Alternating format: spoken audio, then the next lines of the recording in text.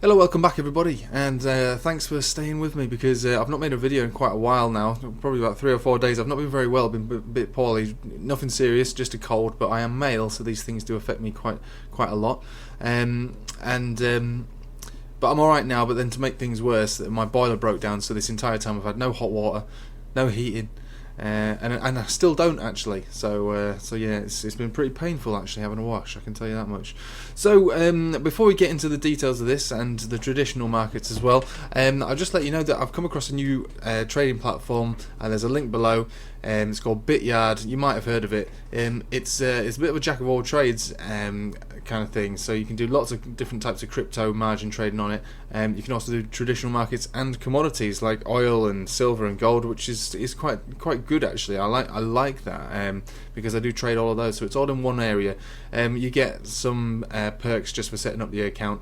And for those who haven't margin traded yet and are a bit scared of doing it, and I don't blame you, there's a demo account on there, so you can basically learn to trade on there without obviously using any real money. Turn this blinds down. My God, the sun's blinding me. Right.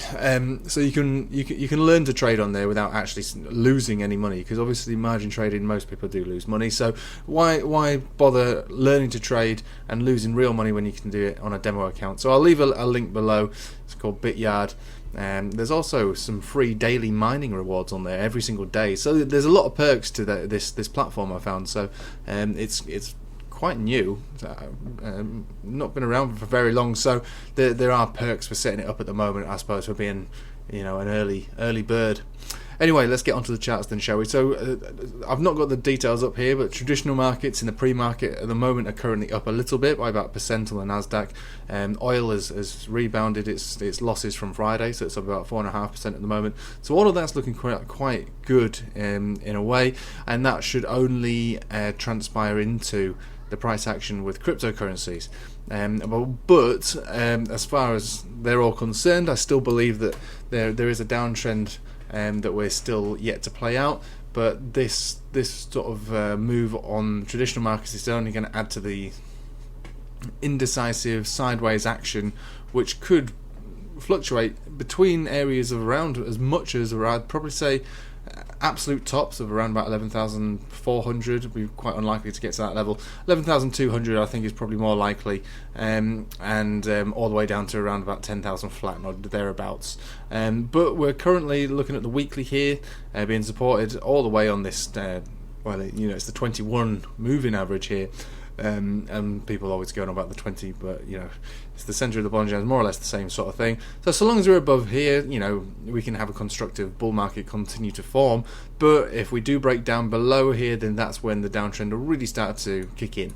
So let's go down to the lower time frames, go to a daily. Not that it's a very low time frame, but we can see that we've been rejected here on the 50 exponential moving average. We're beneath this cloud as well, and we're about to head into this week a red cloud, unless of course we make one decisive move one way or another.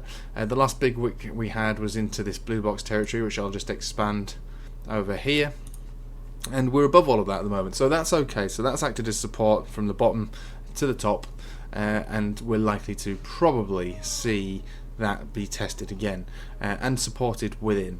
I don't think, I'll be very surprised if we have what people would consider an actual massive dump, a crash for instance, but I think the downtrend is likely to continue with this asset.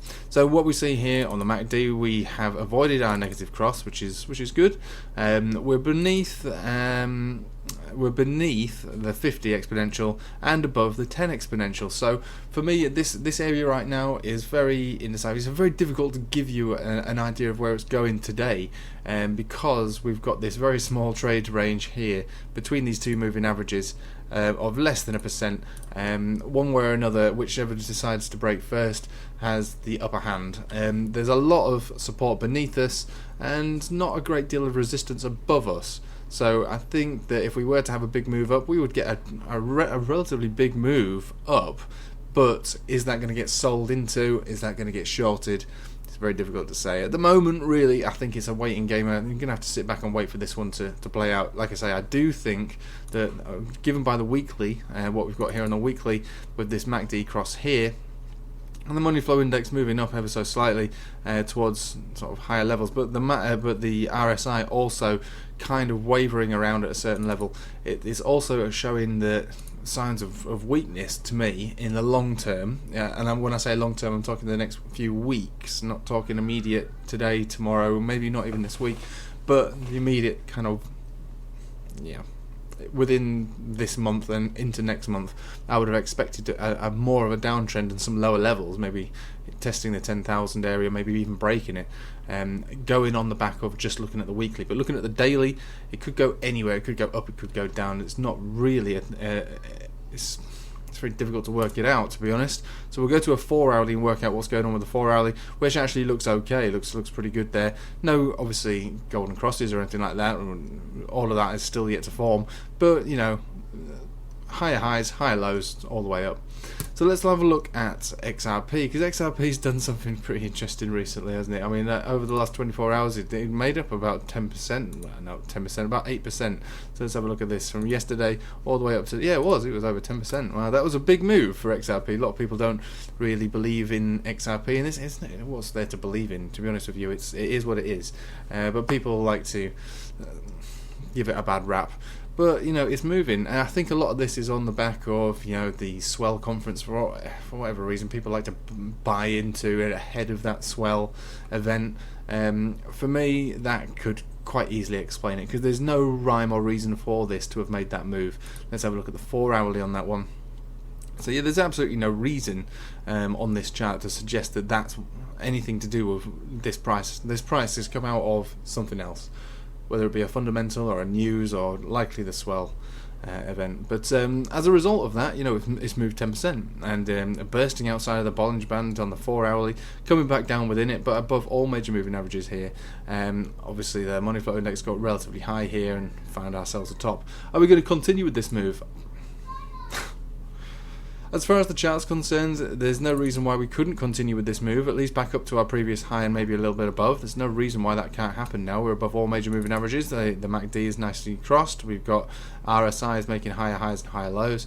Money flow index is right in the middle with a move to go to the up. So there's no reason why this can't go up any higher. But personally, it's buying on the back of a news event that's technically FOMOing into something that technically hasn't even happened.